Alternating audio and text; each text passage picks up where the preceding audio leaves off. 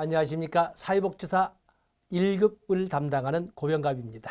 이번 시간에는 3교시 1영역 사회복지 정책론 시간입니다. 자, 사회복지 정책론 상당히 부담이 크죠. 사회복지 정책론은 왜 그렇다면 정책론을 바탕으로 해서 법제론을 또 법제론을 배경으로 해서 정책론을 이렇게 하기 때문에 어찌 보면 정책론이란 이름으로 진행을 하지만은 시험용으로 이 접근을 적에는 법제론과 같이 병행을 시켜서 나가야 되기 때문에 좀 그렇습니다. 자, 여기 이제 이 교재가 아주 짤막하게 간결하게 요약을 했는데 한번 살을 붙여보면서 시험 대비를 해보도록 하겠습니다. 자, 첫 번째 보면은 사회복지 정책이란 무엇이냐라고 할 적에 사회복지 정책이란 사회복지란 개념과 정책이란 개념이 믹서된 것이다. 뭐 정책이라고 하는 것은 따로 교재에서 설명을 하지 않았지만 국정 운영의 기본 방향을 정책이라고 설명을 합니다. 때문에 사회복지에 관련된 국정 운영에 있어서 사회복지에 관련된 기본 방향을 우리가 사회복지 정책이라고 한다라고 볼 수가 있습니다. 그러면은 사회복지란 뭔가? 사회복지. 자, 사회복지라고 하는 것은 우리가 일반적으로 약간 감정적으로 표현한다면 국가가 적극적으로 하기 위해서 국민들의 삶의 질을 향상시켜주는 활동을 복지 또는 사회복지라고 합니다. 그렇기 때문에 국가의 적극적 개입을 전제로 하는 거거든요. 그렇기 때문에 만약에 국가가 중심이 되어서 만들고 있는 기존의 제도나 정책이 맡은 바 역할을 제대로 수행했다면 복지의 대상자라고 하는 클라이언트는 존재하지 않을 겁니다. 그러나 기존의 제도나 정책이 제 역할을 수행하지 못했기 때문에 도움이 필요한 우리가 말하는 클라이언트가 등장하게 되는 거거든요. 바로 이렇게 도움이 필요한 국민들을 돕기 위한 사회적 노력의 종체 또는 사회적 또는 조직적 노력의 종체를 우리는 사회복지라고 합니다. 자, 여기 보면 여러 학자들 중에 특히 위렌스키와 르보 또 노마니신 두 사람을 쓰고 있지만 아주 다양한 학자들이 사회복지에 대한 정의를 하고 있습니다. 자, 몇 가지만 적어보고 교재로 진행을 해보겠습니다.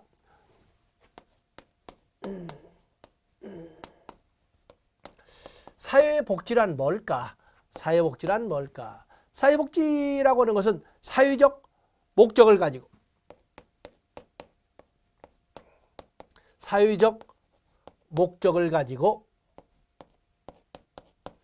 사회적 책임 하에서 행해지는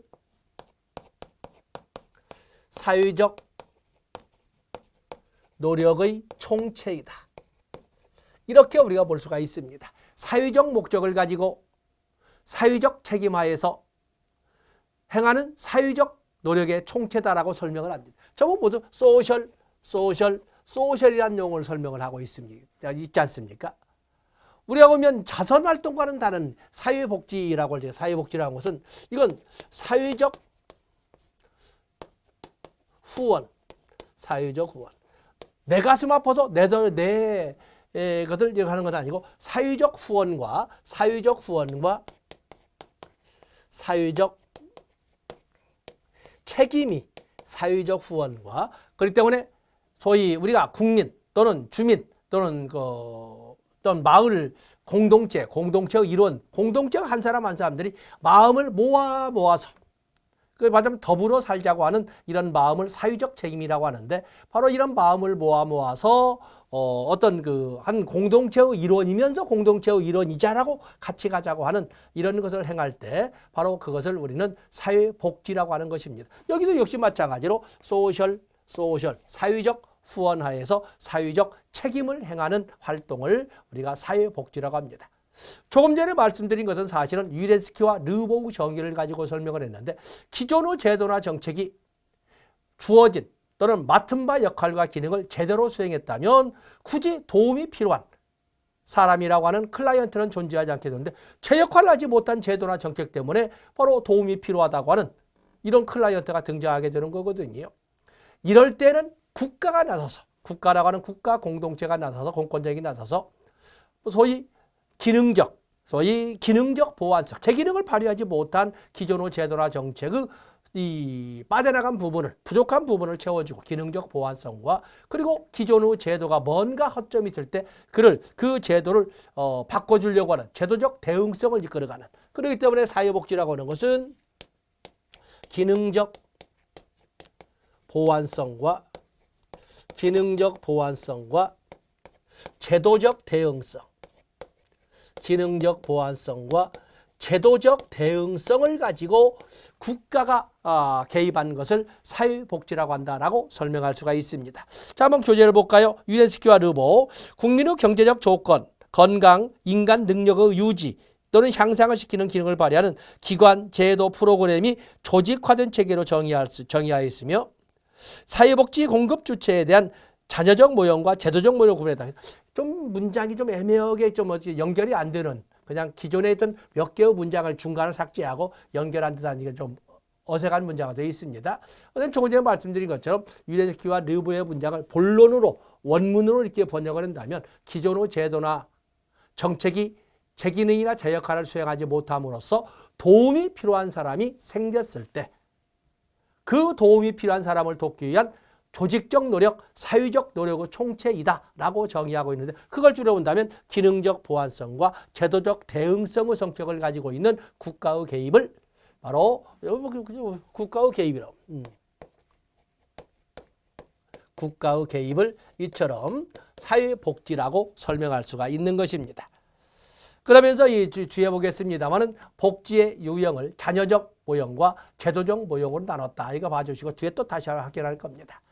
그런가 하면 노마니신과 같은 경우에는 번역이 좀 잘못된 용어들이 많이 나오고 있습니다만, 우리가 이 문장을 복문으로 구성할 때는 양쪽 문장이 서로 대비가 되는 용어나 연결 용어를 사용해야 되는 거거든요. 그런데 여기에서는 이 노마니신과 같은 경우에는 한정적으로는 적극적으로, 보통 우리가 앞에 문장이 한정적으로는 그러면은 뒤에는 일반적으로는, 또 앞에 문장이 뒤에 문장이 적극적으로는 그러면 앞에 문장은 소극적으로는, 이게 뭔가 대비적으로, 협의로는 광의로는, 과거에는 현대에는 뭔가 대비되는 문장이 되어야 되는데, 아마 원문에는 그렇게 되어 있지 않겠지만 초기에 이를 번역하던 모 학자가 번역할 적에 이렇게 한정적으로는 해놓고는 뒤에를 묘하게 적극적으로는 이렇게 번역을 하다 보니까 지금까지도 많은 모든 교과서들이, 교재들이 이렇게 용어를 한정적으로는 적극적으로 이렇게 설명을 하고 있는데, 뒤에 보겠습니다만 노마니신과 같은 경우, 노마니신 사회복지라고 하는 것은 좁은 의미로서는 그냥 노마니신의 사람 없이 소위 협의로서는 도움이, 클라이언트를 위한 그렇죠. 왜냐하면 도움이 필요한 사람을 위한, 또는 어떠한 사회적 약자에 대한, 클라이언트 그러면 도움이 필요한 요보호자 이런 말 쓰지 않습니까? 사회적 약자에 대한 이런 그 지원, 사회적 약자에 대한 클라이언트를 위한 지원을 사회복지라고 하는 것이고, 그에 비해서 넓은 의미, 광의라고 하는 때에는 사회복지라고 하는 것은 이 로마니신을 할 때 적극적으로는 이렇게 용어를 쓰고 있습니다만, 여기는 국민들의 보편적 욕구 충족을 위한, 보편적 욕구 충족을 위한 노력이라고 이렇게 설명을 합니다. 노마니신은 이것을 한정적으로는 이렇게 설명했고, 이것은 적극적으로는 이렇게 이제 번역을 해서 붙이고 있습니다만, 사실은 좁은 의미, 넓은 의미. 만약에 여러분이 공부를 하시기 때문에 선별주의적 관점에서는, 보편주의적 관점에서는, 전통적 관점에서는, 현대적 관점에서는 이렇게 문장을 바꾼다고 해도 아무런 하자가 없는데, 이렇게 좁은 의미, 넓은 의미로서 사회복지를 정의한 사람은 노마니신이다라는 것도 여러분들이 봐주시면 됩니다. 또 그런가 하면은 사회복지의 개념에 대해서 교재는 없지만 티트머스와 같은 경우에는 사회적 행복 추진을 위한, 사회적 행복입니다. 사회적 행복 추진을 위한 사회적 행복 추진을 위한 조직적 노력의 총체다. 조직적 노력의 총체다. 이렇게 또 티트머스는 이렇게 정의를 하고 있고, 또 그런가 하면은 사회복지는 단편적으로 설명할 수 있는 것이 아니다. 네셔와 같은 사람은 네스체르 이렇게 우리나라 사람이 아니기 때문에 발음을 똑바로 하지는 못하겠지만, 네셔나 네스체르 같은 것은 이건 사회복지라는 것은 단편적으로 정의할 수 있는 것이 아니다. 다면적,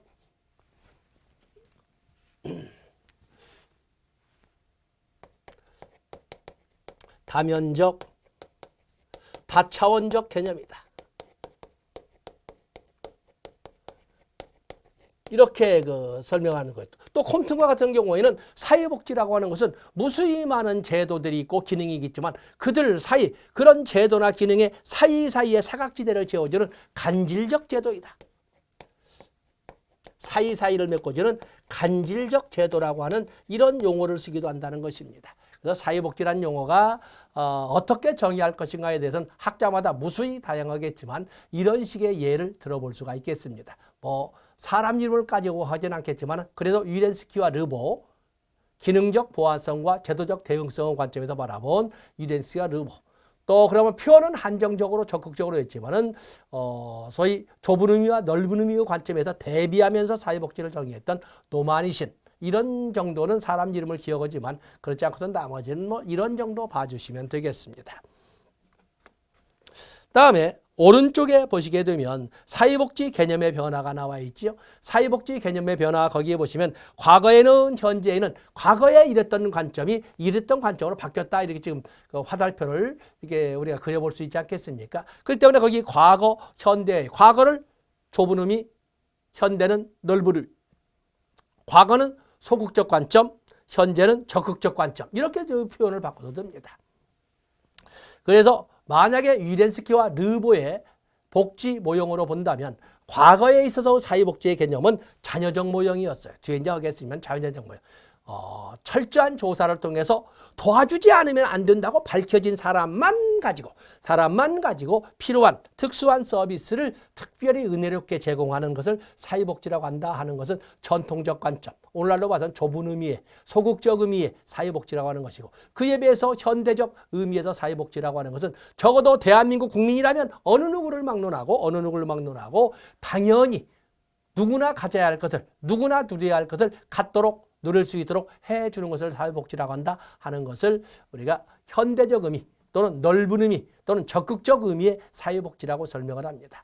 운영 방식으로 본다면 과거의 사회복지라고 하는 것은 도움이 필요한 사람인지 아닌지 적격 여부를 철저히 이런 적격 여부를 판단해서 도와주기 때문에 선별주의적 관점인데 비해서 현대적 의미의 사회복지라고 하는 것은 대한민국 국민이라면 공동체의 일원이라면 누구를 막론하고 당연히 그 권리를 행사하고 또 아니면 그 기회를 누릴 수 있도록 해줘야 된다는 점에서 보편주의적 의미의 관점이 있다. 그래서 거기 쭉 보시면 특수한 서비스 활동, 보편적 서비스 활동 이렇게 되어 있는데 거기 옆에다가 선별주의와 보편주의로 이렇게 또 붙여주시고 또 얼마만큼을 도와줄 것이냐 할 적에 전통적 의미의 사회복지는 굶어 죽지는 않을 만큼 그다음에 최저 수준의 생활보장이라고 하는 데 비해서 현대적 의미의 넓은 의미의 또 적극적 의미의 사회복지라고 하는 것은 적어도 인간답게 살 수 있을 만큼은 인간관계를 최적 수준에 그래서 여기 단어 거기다 굵은 글씨로 해놨지요. 중어 표시에서 전통적 의미에서는 최저 수준의 생활보장인데 비해서 현대적 의미의 사회복지라고 하는 것은 최적 수준의 사회보장이라는 것을 말하고 우리가 구어체 설명하는 굶어 죽지 않을 만큼은 채워줘야 된다. 이쪽은 인간답게 살 만큼은 해줘야 한다. 이렇게 우리가 구어체로 설명할 수가 있습니다. 또 그러면 옛날의 사회복지 운영 주체는 주로 민간 부문이었어요.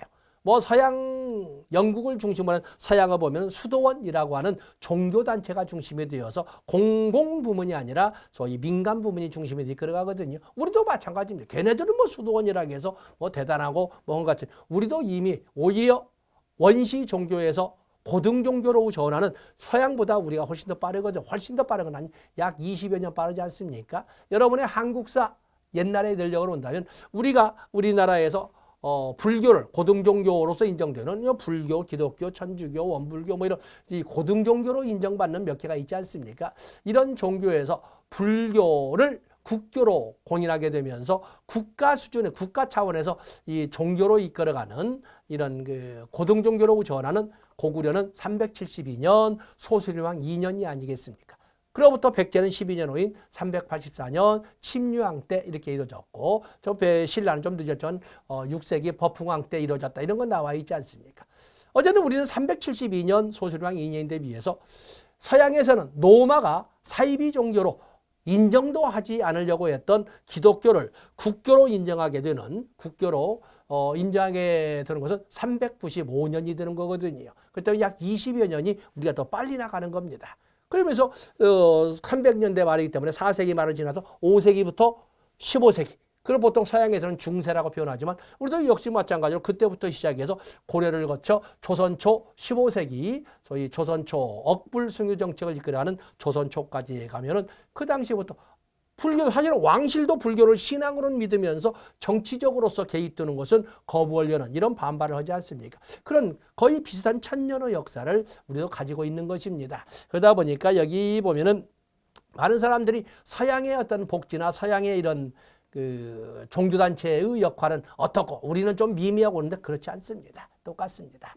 그래서 여기 보면은 과거에 사회복지의 운영 주체는 민간 부문이었기 때문에 여기는 그냥 개인적 개혁 또는 자발성 이렇게 했는데 민간 부문이 중심이 되어서 이렇게 이끌어갔던 것입니다. 그에 비해서 오늘날에는 보통 아무리 복지, 소위 신복지국가 위기를 거쳐서 1980년대 이후에 신자유주의, 신보수주의가 왔다고 하더라도 여전히 복지의 주체는 공공부문인 국가가 중심이 되어서 합니다. 물론 초기에는 20세기 초에는 중앙정부만을 이렇게 표현하는 국가였지만 오늘날은 넓은 의미로 국가를 국가와 지방자치단체를 포함한 넓은 의미의 국가로 보고 있지 않습니까? 그렇기 때문에 거기 사회적 개혁, 공공성이라고 하는 것은 오늘날에는 국가 부문이 중심이 되어서 아무리 복지다원주의라고 하더라도 그중에 중심적 아니면 대부분의 비중을 차지하는 것은 국가 부문이기 때문에 그렇게 표현하고 있는 것입니다. 그래서 나머지는 쭉 있지만 다 읽어드린 거지만 그러다 보니까 종래의 사회복지라고 하는 것은 공급자 중심의 복지인데 비해서 쭉 밑에 세 번째 있군요. 공급자 중심의 복지인데 비해서 오늘날에는 가능하면 소위 클라이언트 중심의 이용자 중심의 이런 복지로 전환이 되었다라고 볼 수가 있는 것입니다. 또 그런 거에는 과거에는 사회복지가 비용이나 재원으로 본다면 그냥 공공부조처럼 무료 서비스의 입장에 있었습니다. 그러나 오늘날에는 이용자 부담, 나중에 정책론 중간에 가다 보면은 재원을 어떻게 조달할 것이냐 할 때 공공재원과 민간재원이 있는데 그중에 민간재원을 20세기 복지국가 위기 이후에는 민간 재원의 당연시 민간 재원의 재원 바로 그것을 이용자 부담 서비스라고 설명을 합니다. 그래서 물론 극단적으로 어려운 경우에는 전액을 국가나 지방자치단체가 공공부조 관점에서 지원하지만 그러나 어느 정도 이상의 재원을 또는 소득을 확보한 사람들에 대해서는 일정 부분에 대해서는 자기 부담금을 내도록 이렇게 법으로 규정을 하고 있거든요. 바로 그것을 온라인 좀 달라진 이용자 부담 서비스라는 용어로 사용하고 있습니다. 그래서 거기 객관식이기 때문에 가지고 가시면 됩니다. 다음에 밑에 보시면 사회복지 정책의 개념이 나와 있는데 사회복지 정책의 개념 똑같이 뭐 앞에 있는 사회복지를 넘어서 거기에 사회복지에 관한 국가의 운영 방향은 어느 쪽인가 이걸 보고 있는 거죠. 그걸 이제 달리 표현한다면 이렇게 표현을 이렇게 해보겠습니다.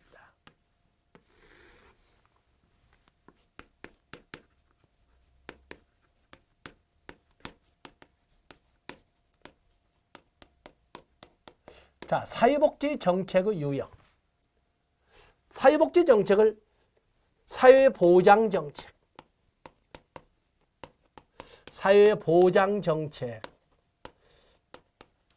정책의 유형 또는 범위라고 이렇게 표현을 바꿔줄 수도 있습니다.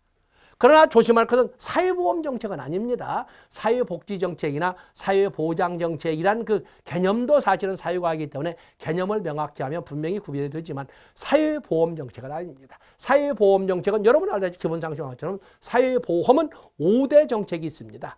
국민연금정책, 건강보험정책, 고용보험정책, 산재보험정책, 노인장기요양보험정책 이런 것처럼 5대 공적 부담으로 이 소위 5대 보험이 있지 않습니까? 그렇기 때문에 전혀 다른 겁니다. 그와는 다르게 사회복지정책 또는 사회보장정책의 유형이나 범위로서 이 중에 소득보장. 오랜 인류의 역사에서 복지라는 개념에 다 포함을 시킨다고 하더라도 가장 일반적이고 가장 길게 이끌어가는 소득보장. 이것은 사회복지정책이나 사회보장정책에서 가장 좁은 의미의 최협의의 사회복지정책, 최협의의 사회보장정책이라고 설명할 수가 있습니다. 그런데 이런 소득보장, 굶어 죽지 않을 만큼 돈이 있어야지 라고 했던 것처럼 굶어 죽지 않을 이런 소득보장뿐만 아니라 의료보장, 주택보장, 그다음에 교육보장,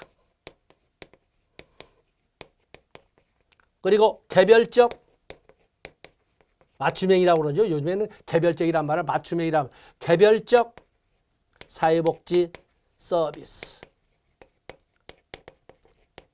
이렇게 소득보장뿐만 아니라 의료보장, 주택보장, 교육보장, 개별적 사회복지 서비스까지를 이렇게 포함을 시킨다면 이것은 우리가 협의의 사회복지정책, 협의의 사회보장정책이라고 이렇게 구분할 수가 있는 것입니다. 여기에 오늘날 국가의 적극적 개입을 당연시하는 시대, 복지국가 1970년대 복지국가 위기를 넘어서면서 국가의 적극적 개입이 다시 한번 강조가 되게 되는데, 자, 이런 과정에서 나올 때 노동시장 정책과 노동시장 정책, 또 그런가 하면은 조세 정책. 노동시장 정책이나 조세 정책은 국가의 적극적 개입에 의해서 이루어지는 거거든요. 여기까지를 포함을 시킨다면, 넓은 의미의 사회복지정책, 넓은 의미의 사회보장정책이라고 이렇게 우리가 도표화할 수가 있는 것입니다. 여기는 그냥 문장으로만 이렇게 단어를 나열했지만 이렇게 우리가 그림을 그려볼 수가 있는 것입니다. 그래서 사회복지정책의 개념이라고 했지만 이렇게 범위, 유형을 정리해 봤습니다. 다음에 그 밑에 4번에 보시면 사회복지정책의 목적, 또 특징, 이건 한꺼번에 묶어서 이렇게 있는데 뭐 자주 나온다고 되어 있지요. 굳이 뭐 제가 읽어드리지 않아도 뭐 틀리지 않겠습니다만 어쨌든 그래도 강의다 보니까 보겠습니다. 사회복지정책의 목적이나 특징 보면은 국민의 최저 수준 보장, 삶의 질 향상, 삶의 지금 가장 궁극적인 목적이 삶의 질의 향상이지 않겠습니까? 삶의 질의 향상. 우리가 이 삶의 목적, 인간의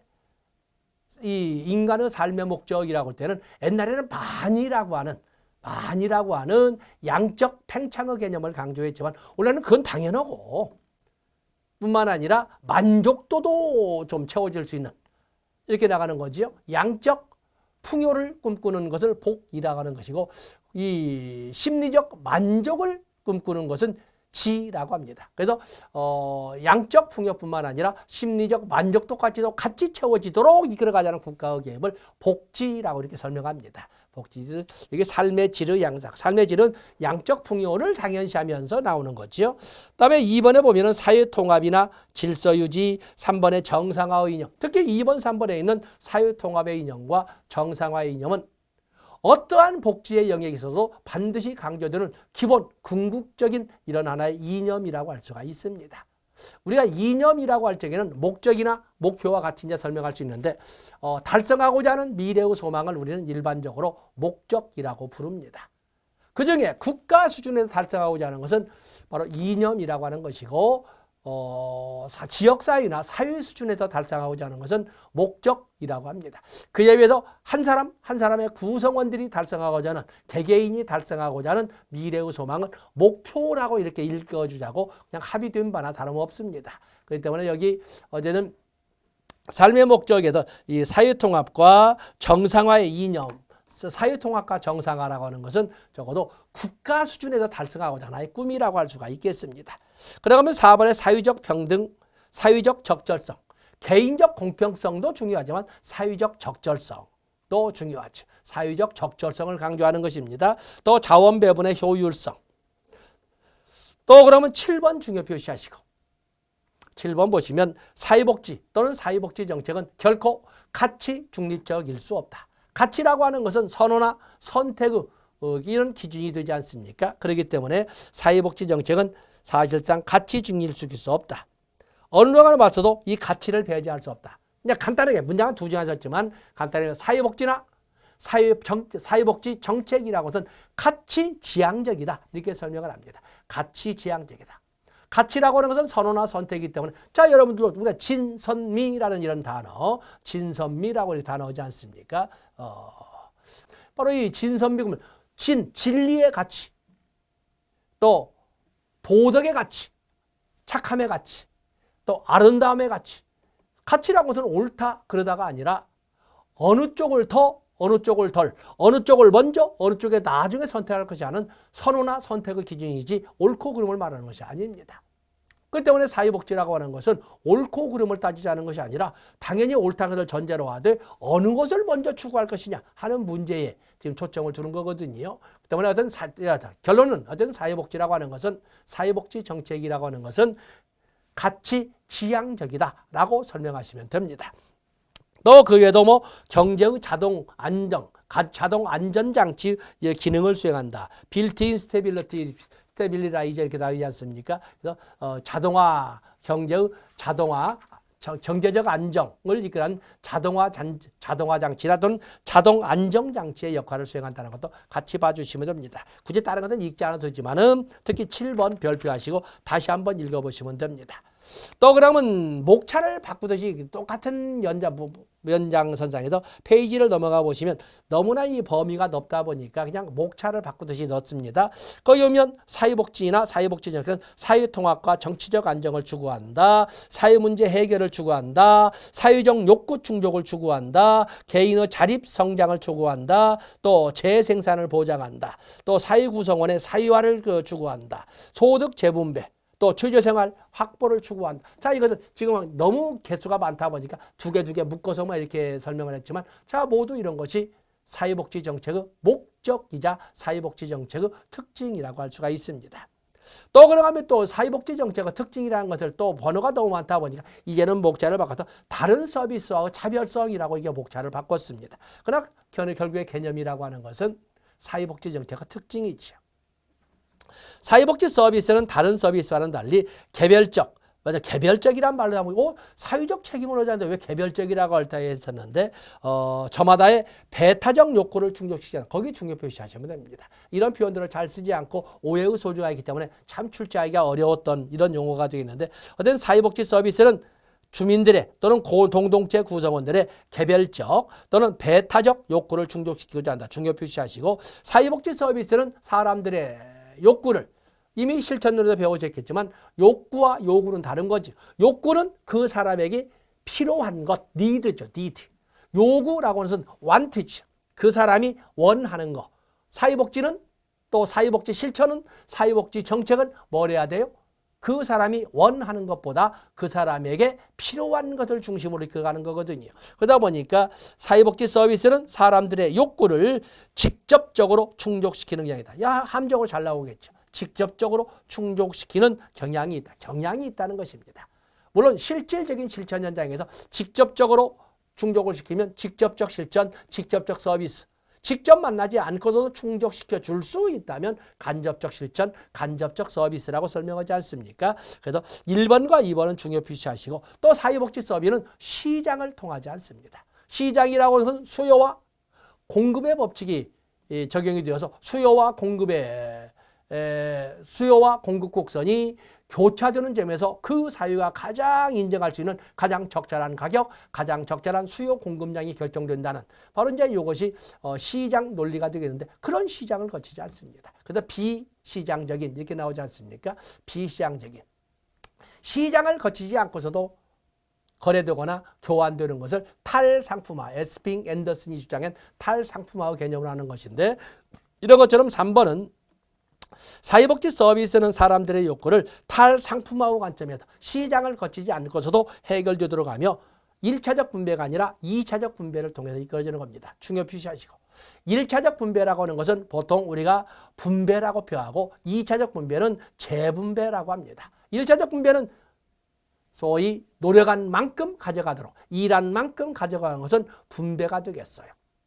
그런데 일한 만큼 각자 가져간다면 서로 다툼도, 격차도, 양극화도 이런 단어가 나오지 않거든요. 일한 만큼 가져가지 못하기 때문에 소위 일하지도 않은 자가 더 많이 가져갔다는 거잖아요. 사회적 총량으로 볼 적에. 그렇기 때문에 양극화나 빈부, 격차가 생기는 거거든요. 그 때문에 이렇게 국가가 일한 또는 노력한 만큼을 고려하지 않더라도 국가 개입에서 다른 방향으로 나눔을 실현하는 것을 재분배라고 하고 그것을 2차 분배라고 합니다. 그래서 여러분들 1번, 2번, 3번 다 중요 표시하시면 됩니다. 또 그러면 주로 공식적 기구를 통해서 충족한다.